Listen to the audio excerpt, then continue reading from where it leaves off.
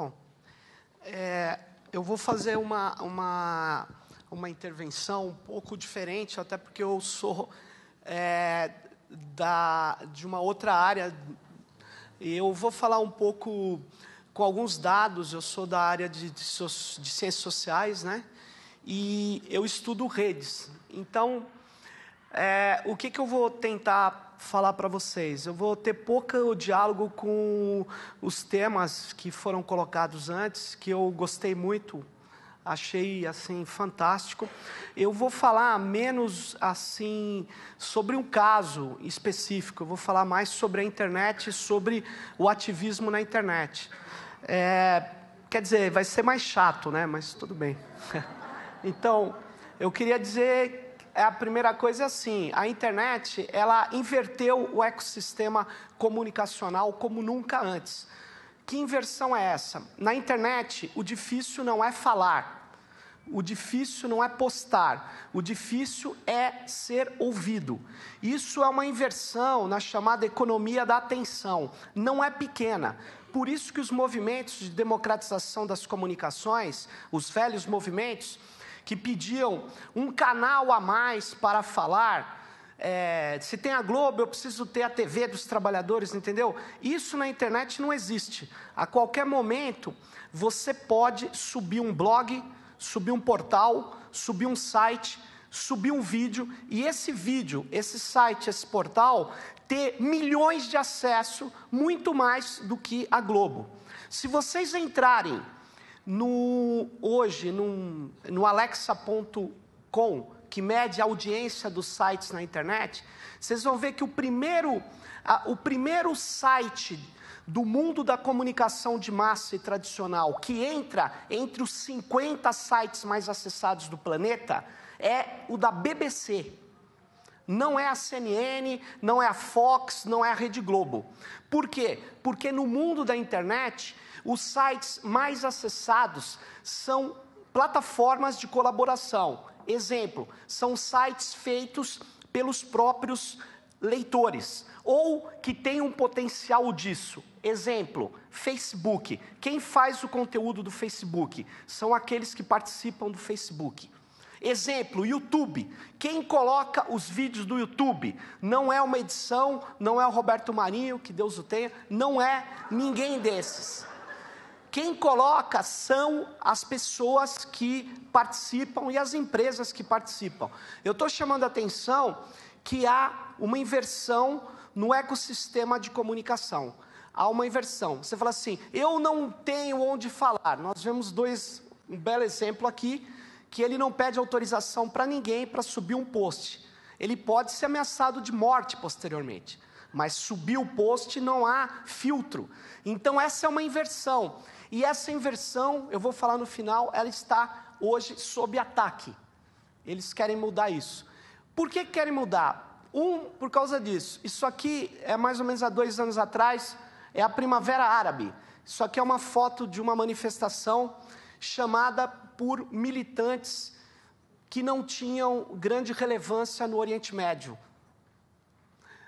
Eles chamaram as manifestações pela página do Facebook, que é uma rede social que, quando começou por exemplo, no Egito, a convocar as manifestações, o Zuckerberg, que é o dono, o criador do Facebook, entregava o número de IPs e a localização específica dos principais convocadores para os órgãos de inteligência dos Estados Unidos.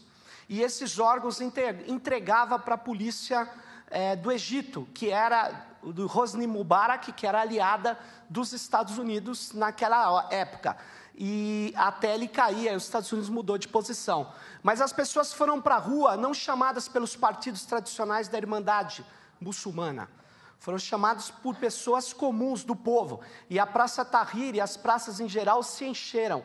E as pessoas também se encheram daquele velho poder, uma onda de indignação, inclusive contando com a participação de muitas mulheres que em alguns países árabes têm muita dificuldade de expressar em público por causa de determinados fundamentalismos que eu não preciso relatar. E as pessoas foram em vários lugares. E a Primavera Árabe, ela inundou o mundo e contaminou logo em seguida é um país europeu que explodiu nas ruas, que foi a Espanha, onde o Partido Socialista Espanhol, que estava no poder, articula com o governo americano para convencer o Partido Popular, que era um partido de direita franquista, a, na verdade, impedir que as pessoas compartilhassem arquivos na internet. Isso irritou profundamente os blogueiros, irritou profundamente os jovens espanhóis, porque é como no Brasil, 52% dos internautas brasileiros hoje baixam músicas na internet. Se você quiser considerar isso crime, eu aconselho a construir muitos presídios, porque as práticas cotidianas da internet são a de compartilhamento. A internet, ela tem, além de inverter o ecossistema comunicacional, ela também criou uma crise na intermediação, em várias áreas, de maneira diferente. Ela criou a crise para o médico, porque eu, em 2001, quando montei o programa de telecentro em São Paulo, eu tive um enfrentamento com os médicos, eu sei que isso é polêmico, porque a gente queria pôr um software que permitia as mulheres terem uma série de diagnósticos para ir diretamente no especialista, que é coisa óbvia que até um enfermeiro faz, até uma pessoa leiga faz, porque se constata exatamente o que a pessoa tem. Aí você vai dizer, não, não é assim. Bom, a gente não conseguiu pôr esse software lá, mas esses softwares estão na internet.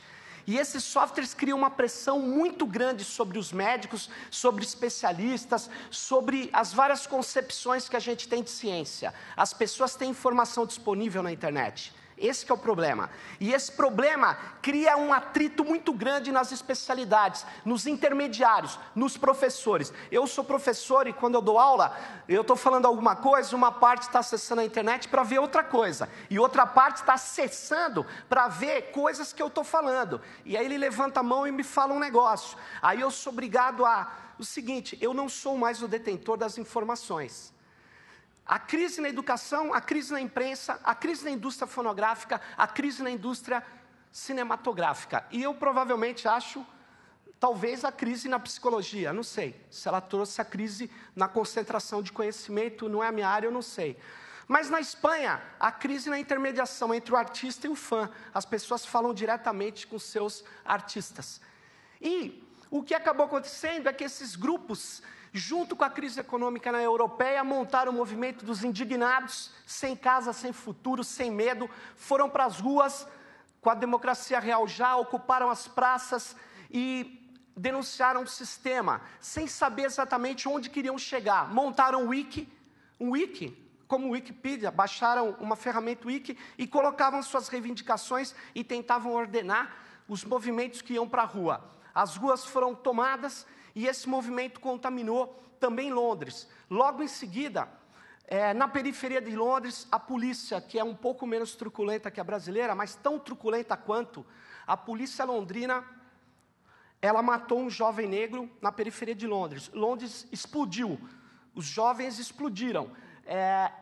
Várias manifestações de violência e de humor aconteceram ao mesmo tempo. Esse homem aqui é o David Cameron, ele é um liberal. Ele, para solucionar a eclosão na periferia de Londres, sabe o que ele propôs? A mesma coisa que os ditadores do Oriente Médio propunham para resolver os seus problemas: tirar do ar as redes sociais. Então, o liberal propôs bloquear as redes lá, no caso, porque ele dizia que eram as redes que estavam convocando as manifestações. Veja, não eram as redes que estavam convocando as manifestações. Quem estava convocando as manifestações eram as pessoas usando as redes. Ou seja, não adianta querer tirar as redes, porque as pessoas convocariam de outra forma. E esses movimentos em rede, convocado por microlideranças fora das tradicionais, ele chegou ao símbolo do império capitalista mundial, que é Wall Street. Então, perdi meu emprego e encontrei uma ocupação, o Occupy Wall Street. O Occupy Wall Street foi chamado, e as pessoas não tão, de maneira tão grande, como na Primavera Árabe, ou na Espanha, ou em Londres, mas também de maneira muito intensa, as pessoas ocuparam, na verdade, vários lugares dos Estados Unidos, se proliferou em vários lugares, manifestações, e elas eram relatadas em ferramentas básicas como o Open Map Street, que você coloca onde você está fazendo, e aparece uma figura muito interessante que surgiu, que são os anônimos, aparece apoiando. Os anônimos já tinham apoiado isso, a Primavera Árabe, o vídeo de denúncia das ações nefastas do governo americano na Primavera Árabe foi feito pelos anônimos, e os anônimos, ele é um grupo que surgiu, não sei se vocês sabem, ele não é um grupo, na verdade, ele é um estilo de atuação, vários coletivos podem ser anônimos, não existe um único coletivo anônimos, e o anônimos surgiu da junção entre tecno-artistas e hackers na luta pela liberdade de expressão nos Estados Unidos contra a igreja da cientologia. E os anônimos surgiram, fizeram várias manifestações e foram se politizando. Eles se politizaram, eles ficaram muito famosos quando eles deram solidariedade ao Wikileaks. O Wikileaks é um grupo diminuto de jornalistas e ativistas que trabalham com vazamentos de grandes corporações e de estados poderosos, para colocar a verdade histórica acima das razões de Estado e das razões corporativas. Então, desde a Monsanto até o governo norte-americano, foi denunciado pelos ativistas do Wikileaks. E por isso, o governo americano tirou o site do Wikileaks do ar. E, imediatamente no dia seguinte, 800 sites no mundo, espelhos, passaram a subir, hospedados em servidores, 6 deles no Brasil. A molecada aqui começou a hospedar sites com cópia idêntica do que os Estados Unidos tentou tirar.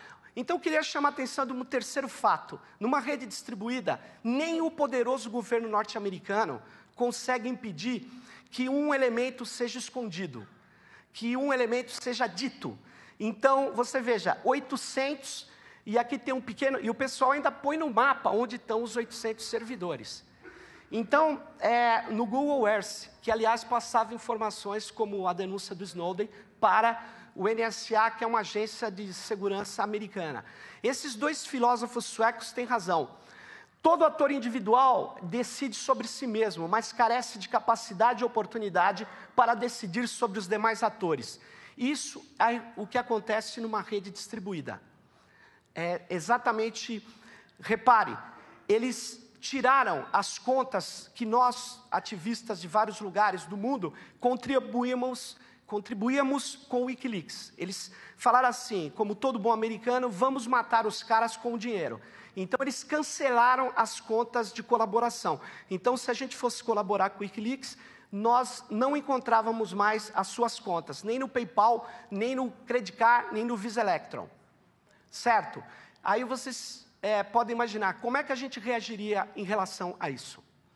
Faríamos um protesto na Avenida Paulista, em frente ao Mastercard, desceria um gerente e falaria assim para a gente, eu não sei do que vocês estão falando. Então, o protesto também foi em escala mundial.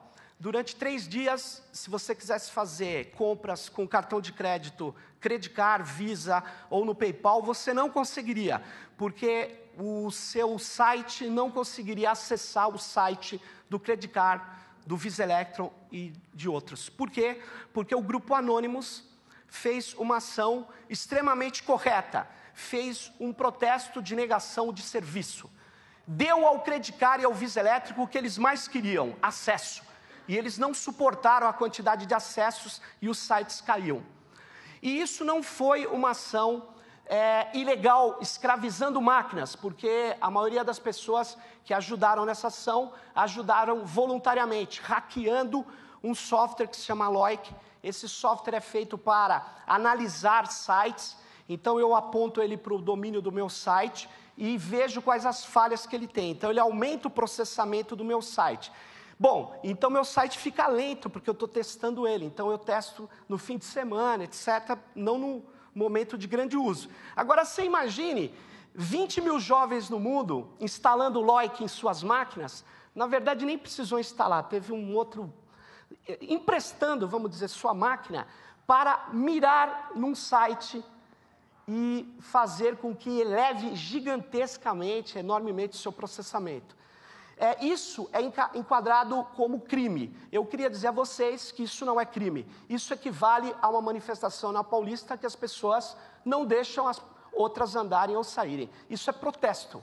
Crime é invadir máquina das pessoas. Aqui não houve invasão nenhuma, foi um protesto contra o crime de anular sem ordem judicial as contas do Wikileaks. O Anonymous, ele é um dos típicos grupos, na verdade, não é um grupo só, não sei se eu deixei claro, é um estilo de atuação que tem em todos os países do mundo. Você tem no Brasil vários coletivos anônimos, nos Estados Unidos vários, na Europa vários, na África vários. Ele segue a lógica hacker, ou seja, o que vale é a ação, não vale, na verdade, quem está fazendo a ação. Ele segue a lógica da importância daquilo que se faz e não daquele que faz. Ele trabalha sem sujeitos. O sujeito é aquele que defende a luta contra o poder. Uma outra questão importante foi quando os Estados Unidos fez a lei SOPA, e a Wikipedia chamou um protesto mundial. Esse protesto tirou mais de 110 mil sites, saíram do ar. No Brasil, o site do Maurício de Souza saiu do ar, até com uma piada, dizendo sopa só da Magali, pipa só do Cebolinha. Porque as siglas das duas leis eram sopa e pipa. E no mundo foram vários sites que saíram, a lei foi retirada no dia seguinte, e, na verdade, os anônimos contribuíram muito com isso, contra a ideia de censurar a internet. Foi, na verdade, várias manifestações também presenciais, e eu queria mostrar, indo para os finalmente onde eu quero chegar, no dia 6 de junho, jovens da periferia foram fazer a manifestação do passe livre pela redução das tarifas de ônibus na cidade de São Paulo. Essa manifestação não foi convocada pela rede, foi convocado presencialmente, pelas articulações dos coletivos, alguns coletivos autônomos e também dos meninos do passe livre. Eles foram para a manifestação e, na verdade, com muita gente da periferia de São Paulo. Jovens que conhecem o padrão de atuação da polícia militar. Basta você estar no lugar errado, na hora errada, você ser negro, ou você ser um pouco magro, estar um pouco mal vestido, você vai ser abordado, vai ser humilhado, vai apanhar, e eles não têm medo da polícia. Então, quando a polícia tentou evitar que a manifestação andasse, obviamente houve confronto. É preciso entender bem isso, porque senão fica achando que são os baderneiros, E eles foram, na verdade, continuando. No dia 6, eles foram avançando, foram sendo reprimidos até dia 13, quinta-feira. Isso aqui infelizmente eu não estou online, isso aqui é um software que a gente usa, a gente baixa todas as mensagens do Facebook, todas as postagens com palavras-chave que nos interessam. No caso, redução do armamento, protesto, porque existe uma interface de programação e a gente usa isso, faz um script e baixa tudo num banco de dados. Em seguida, a gente põe num software de visualização de grafo, onde liga nós em retas a outro nó. O que isso significa, aqueles pontos mais fortes? Significa que tinha muita gente de um ponto acessando aquele perfil. Não sei se eu fui claro. Muita gente acessando. Isso dá uma visão do que está acontecendo na rede naquele momento, entendeu? Então é o seguinte, isso é o dia 13. Se você for ver, eu não enxergo direito agora também. Aqui tem já o Anonymous convocando a manifestação do dia 13, quinta-feira. Aqui, se eu não me engano, é o passe livre, já tem o movimento contra a corrupção, mas tem 1, 2, 3, 4, 5, 6, no máximo 9 grandes nós, o resto são convocações distribuídas. Essas pessoas foram para a rua, naquela quinta-feira foi violentamente reprimida pela Polícia Militar de São Paulo, e é que eu não tenho agora como mostrar, mas elas foram postando fotos, vídeos, e foram chamando as pessoas para ir para as ruas. Então, quanto mais as pessoas apanhavam da PM, não é mais a imprensa que faz o filtro. Quando eu falei da crise da intermediação, muita gente pode não ter entendido, mas crise de intermediação é essa. A imprensa não controla mais a pauta. Esse menino que está levando borrachada, tem um vídeo de um rapaz que tem 1,5 milhão de visualizações. O UOL, nada que o UOL fez tem 1,5 milhão de visualizações. Nada. O coletivo que mais aparece aí é o Ninja, que é um coletivo de moleques ligados a um... O Ninja colocava o tempo todo. O coletivo... Que coletivo? Desculpe, o jovem que teve uma grande repercussão nesse dia mesmo, chegou a quase 2 milhões, ele estava passando ali, aí ele viu os PMs em torno de um carro de polícia, ele estranhou, ligou o celular, e ficou com o celular ligado. Aí o policial vai e pá, quebra o próprio vidro do seu carro. Muita gente deve ter visto. E aí ele fala, olha lá! Ele até assim, é uma coisa espontânea. E ele põe esse vídeo de menos de 1 minuto na rede. Esse vídeo foi, foi reproduzido. Aí você fala, ele virou uma celebridade? Não. Ele não ganhou capital social por isso. Isso é uma outra discussão, não vem ao caso aqui.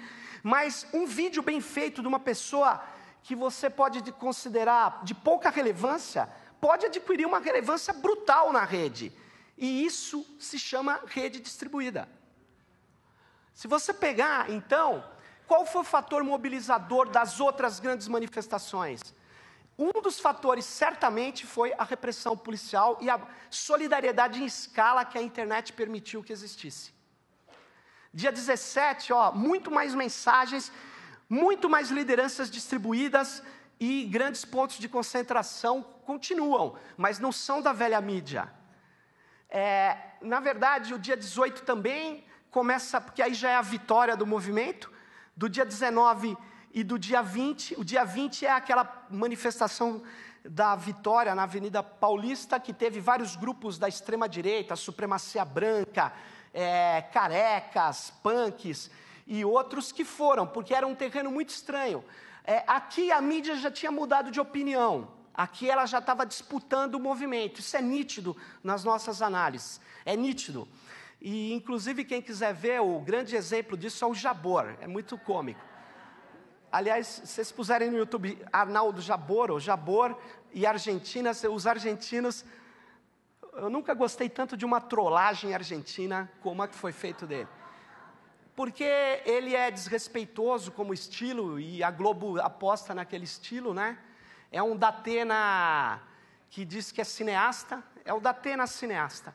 E ele vai lá e fala aquelas coisas todas de maneira agressiva, e ele disse assim, você jovem não vale os 20 centavos que está pedindo a redução, e no outro dia, esta juventude brava, quer dizer, você me perdoe, né, parece a revista Veja o cara.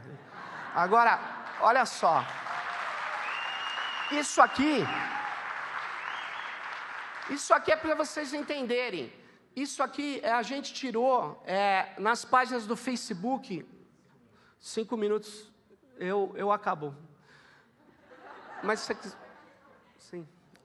Você tem aqui, no dia 1º de junho, 20 mil pessoas falaram que iriam na manifestação.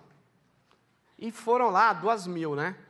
Aqui, olha só, 6 mil, 12 mil, e foi crescendo. No dia 13, que tinha 10 mil pessoas na rua, olha que interessante, até mais que 10 mil, só 29 mil por aí falaram que iriam. Agora, olha naquela, no dia 17, que é a segunda, que era a solidariedade contra a violência policial e que rompeu no Brasil inteiro. Isso aqui é da página do Passe Livre de São Paulo, tá? Praticamente 290 mil pessoas disseram que iriam. E nas ruas tinha mais. Então, tinha bem mais. E a imprensa usou de um eufemismo. Mais de 65 mil pessoas nas ruas. Ou seja, mais de 65 mil pessoas. A precisão é incrível. Aqui, eu não vou falar que eu estou com pouco tempo. Isso aqui foi ontem, nós fizemos uma manifestação contra a Rede Globo, em defesa da liberdade da internet, e fizemos um cerco à Globo. A gente achou que ia pouquíssima gente. Eu achei que foi legal, foram umas 2 mil pessoas. E o pessoal do CMI fez um ato bem legal, onde estava escrito Ponte Frias Filho, que entregava a gente para o regime militar, eles colocaram Ponte Jornalista Vladimir Herzog. Aí.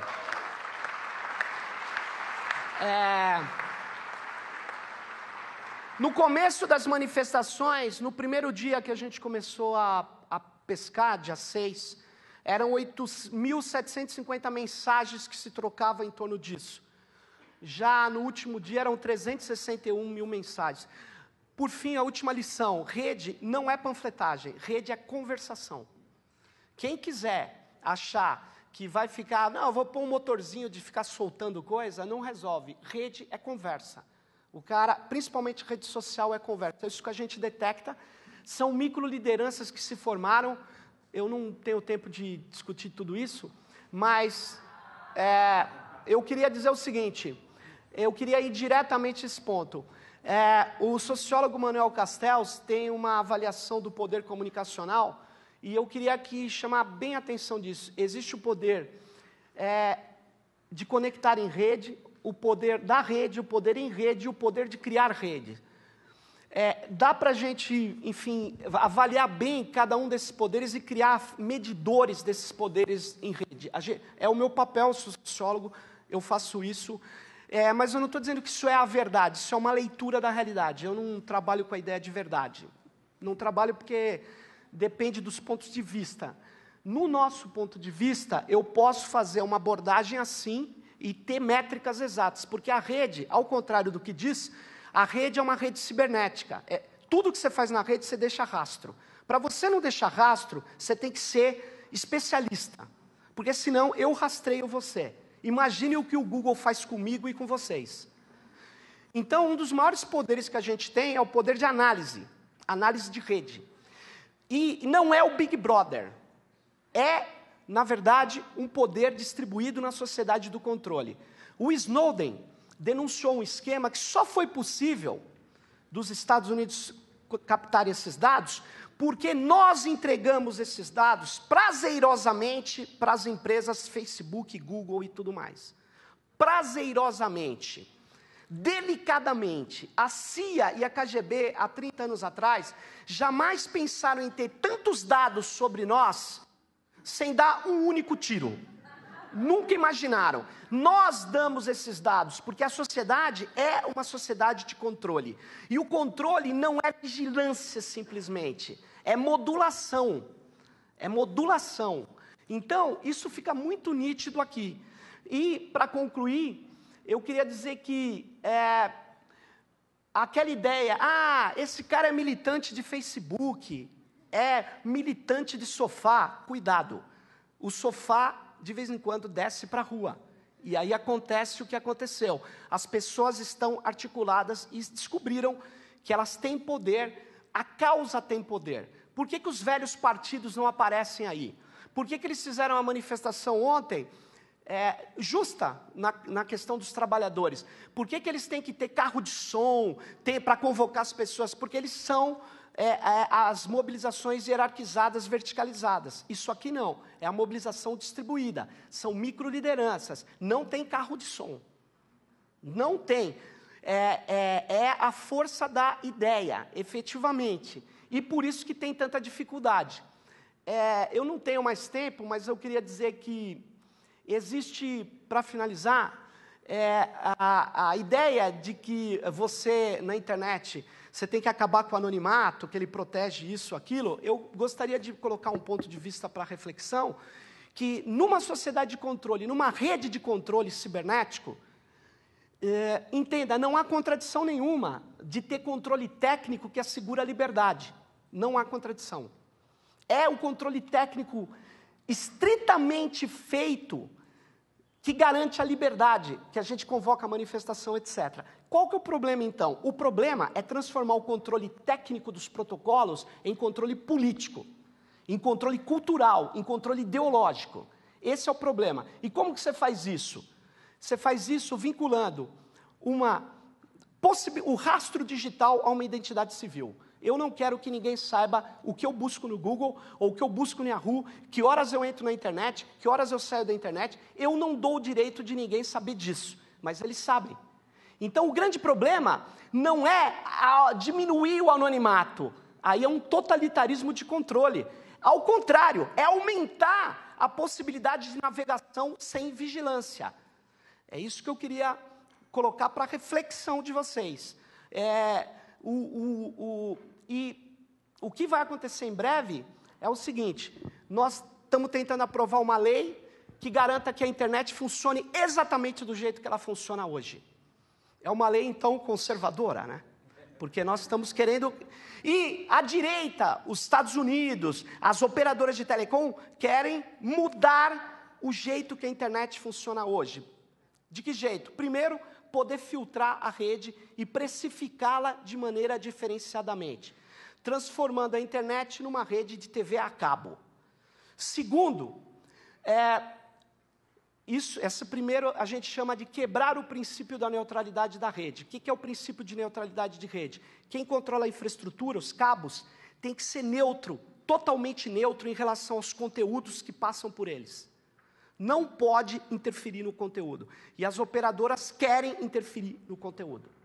E, por fim, no Marco Civil, a gente está colocando o de fazer rastreamento, pegar o rastro digital sem você saber, sua navegação, violar a sua privacidade sem a sua autorização. E as operadoras de telecom sabem que o rastro digital vale muito dinheiro hoje, porque eu faço o seu perfil de comportamento na rede, que não tenho nenhuma empresa, faço copiando daqui. Se eu quiser seguir o seu Twitter, seguir suas postagens, eu posso aplicar técnicas e ver determinado tipo de postura que você tem. Imagine essas grandes agências. Então, o grande problema do século XXI é a defesa da privacidade. É a defesa da liberdade e da privacidade. Infelizmente, nós estamos numa guerra muito forte sobre isso.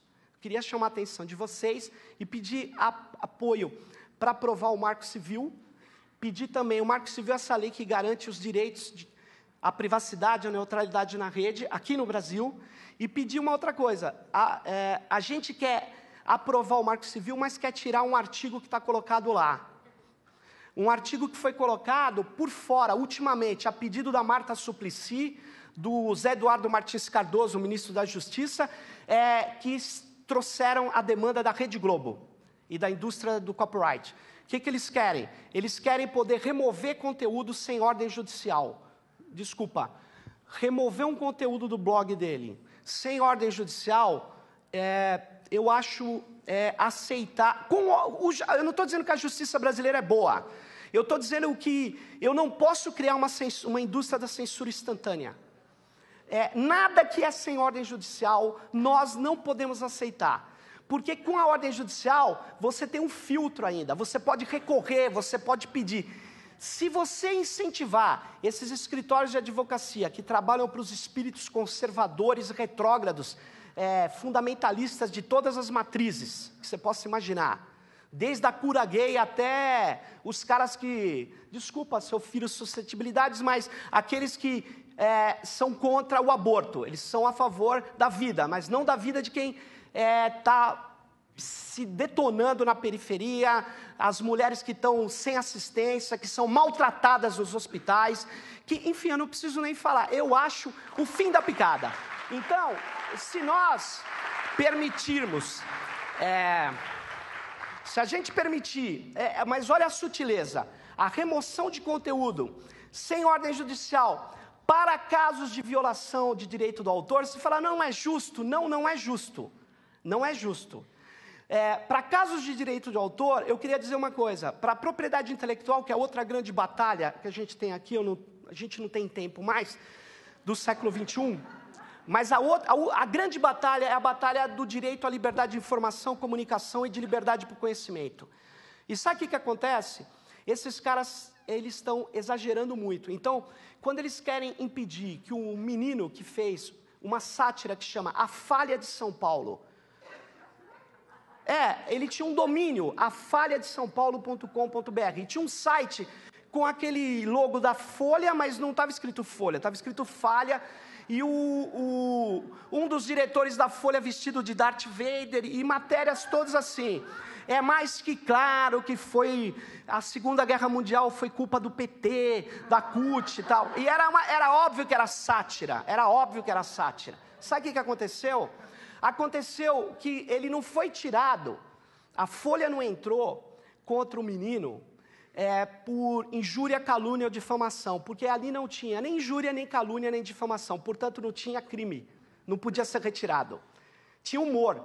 Se você impedir o humor, você vai impedir até o Cacete Planeta trollar quem quer que seja, vai impedir a Dilma Boy, vai impedir a Dilma Bolada, vai impedir o Porta dos Fundos, você não pode, porque senão você é aquilo, acabou a liberdade de expressão.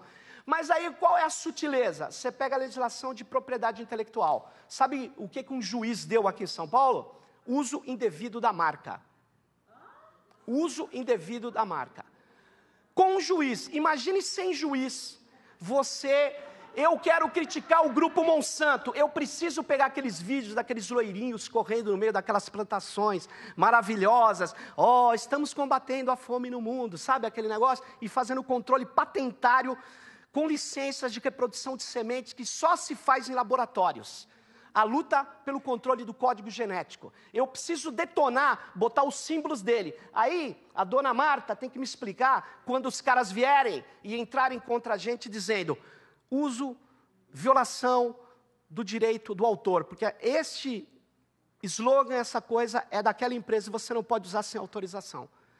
Então, na verdade, é o seguinte, não dá para aceitar remoção de conteúdo sem ordem judicial no Brasil. Não dá para aceitar. E, infelizmente, a gente vai precisar brigar, porque se não brigar, eles vão aprovar isso ou, na verdade, coisa pior. Então, a gente precisa se mobilizar. Eu peço desculpa porque não era bem, eu não tinha estruturado bem essa intervenção, mas eu vim preparado para falar sobre essa dinâmica da internet. Eu agradeço a possibilidade, eu queria dizer que aprendi muito aqui com as duas colocações. E eu aprendi muito também com a minha mulher. Minha mulher, ela é do parto humanizado. Enfim, eu fiquei muito emocionado com... não vou falar, tchau.